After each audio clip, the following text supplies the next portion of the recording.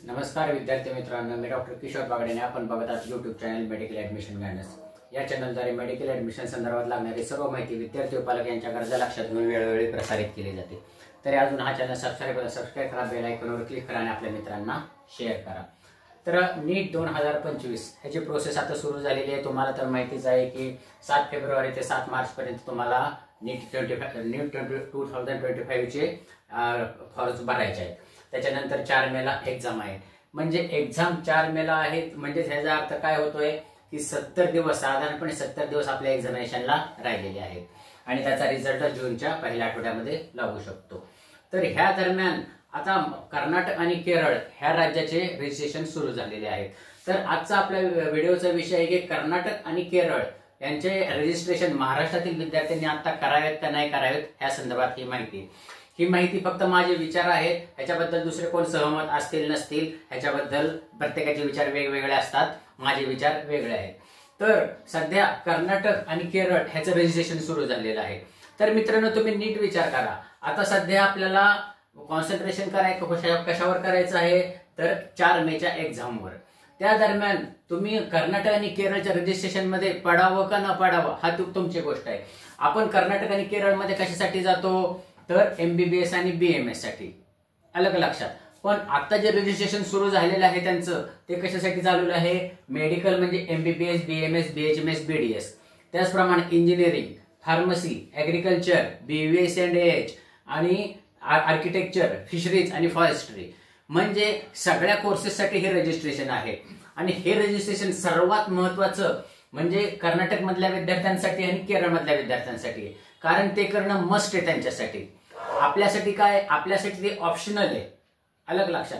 महाराष्ट्रातील विद्यार्थ्यांसाठी कर्नाटक आणि केरळचं रजिस्ट्रेशन करणं हे ऑप्शनल आहे। आपल्यासाठी महत्त्वाचं काय आहे, महाराष्ट्राचं रजिस्ट्रेशन। आणि ते कधी सुरू झालेले, आतापर्यंत कधीच नीट रिझल्टच्या अगोदर सुरू झालेलं नाहीये।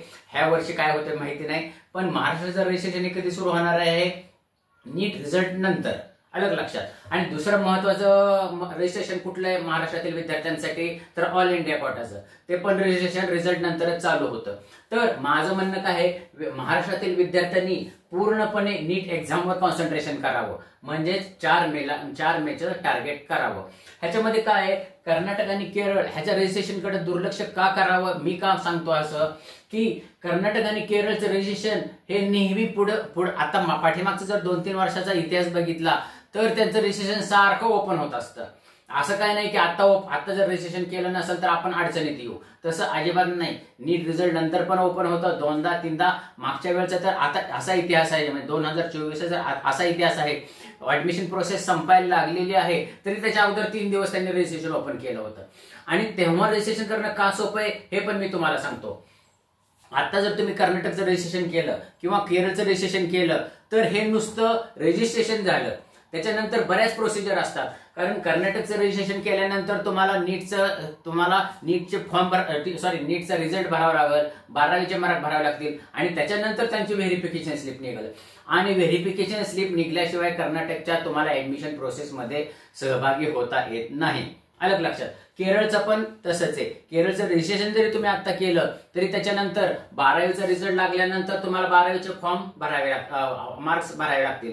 जे काही रिपीटर आहेत त्यांना पण काय आता ते ऑप्शन आहे, पण नीटचा रिझल्टचं काय, नीटचा रिझल्ट लागल्यानंतर तुम्हाला परत ते नीटचा रिझल्ट त्यांना अपलोड करावे लागणार आहे। त्याच्यानंतर तुमचे कोड्स डेव्हलप होतात आणि त्याच्यानंतर तुम्हाला रजिस्ट्रेशन मध्ये भाग घेता येतो। आणि दुसरी गोष्ट काय होती, जर समजा तुम्ही कर्नाटक आणि केरळचं रजिस्ट्रेशन आत्ताच केलं तर हे रजिस्ट्रेशन तुम्ही गडबडीमध्ये करता, त्या दरम्यान मध्ये तुम्हाला नीट एक्झाम जी आहे 4 मेला त्याच्याकडे दुर्लक्ष होतं।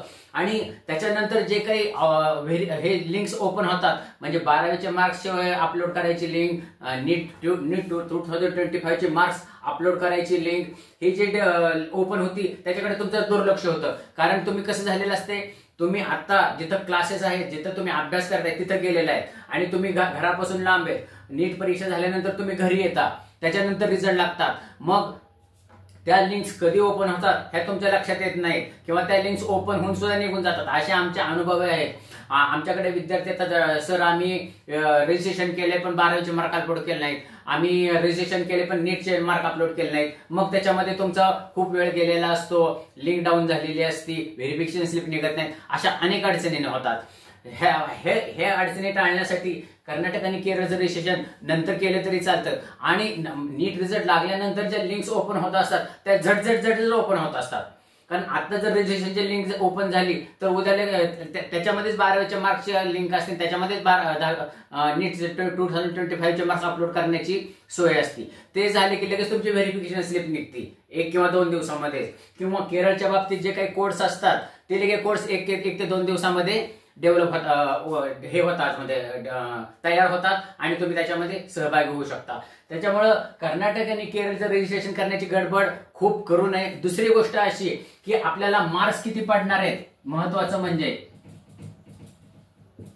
नीट 2025ला आपल्याला मार्क्स किती पडणार आहेत हे आपल्याला अजिबात माहिती नाही. नीट लक्षात घ्या, केरळमध्ये जर MBBS करायचं असेल तर तुम्हाला कमीत कमी 600 मार्क पाहिजे आहेत. मागच्या जर रिझल्ट आपण विचारात घेतला तर, म्हणजे महाराष्ट्रातलं स्टेट कोटाचं प्रायव्हेट कॉलेजेस, म्हणजे महाराष्ट्रामध्ये जे काही प्रायव्हेट कॉलेजेस त्याचं स्टेट कोटाचं मेरिट आणि केरळमधलं मेरिट साधारणपणे सारखंच जातं.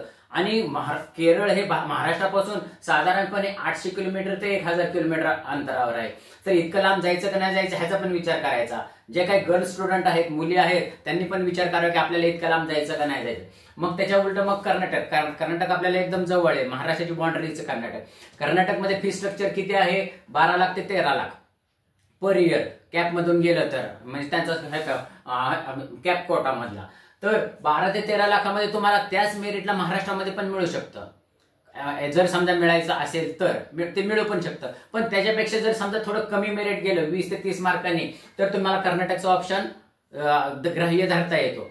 तर ह्या केसमध्ये तुम्हाला मार्क्स किती पडणार आहेत हे पण माहिती नाहीये. त्याच्यामुळं पण काय असा विशेष काही उपयोग नाही, तुमच्या डोक्याला त्रास होऊन घेईल. आता केरळचा विचार करू. BMS साठी कर्नाटक तर एकदम चांगलाच आहे, प्रॉब्लेम काय नाही. पण केरळ लांब असलं तरी केरळचं ऑप्शन खूप चांगला आहे. पण फक्त डिस्टन्स लक्षात घ्या. मुलांसाठी केरळ राज्य एकदम चांगलं आहे BMS साठी, आणि तिथं फी स्ट्रक्चर पण कमी आहे. कर्नाटकमध्ये जर समजा तुमचे 16 ते 17 लाख रुपये जात असतील किंवा 20 लाख रुपये जात असतील किंवा 16 धरून चालू 16 ते 17, तर केरळमध्ये तुमचे साधारणपणे 13-14 लाखामध्ये BMS होऊ शकतं. पॅकेजेस, हॉस्टेल मेस वेगळे.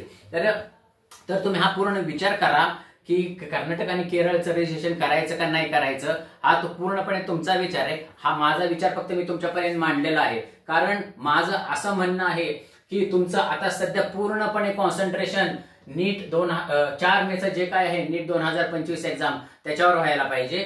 आणि त्याच्यासाठी तुमचे रजिस्ट्रेशन वगैरे तुमचं ते चालूच काम आहे. काय त्याच्यासाठी कुठले डॉक्युमेंट गोळा करायचे तुमचे झाले पण असतील, तुम्हाला सगळं माहिती पण आहे की डॉक्युमेंट्स कोणते कोणते पाहिजे आहेत. तर तुम्ही मस्ट 4 मेवर कॉन्सन्ट्रेशन करा. कुठल्याही रजिस्ट्रेशन प्रोसेसमध्ये सध्या तरी सहभागी होऊ नका असं आमचं म्हणणं आहे. हा फक्त माझा विचार आहे, म्हणून मी तुमच्यापर्यंत आलेलो आहोत. तर कर्नाटक आणि केरळच्या रजिस्ट्रेशन बद्दल आपण परत व्हिडिओ करणारच आहोत.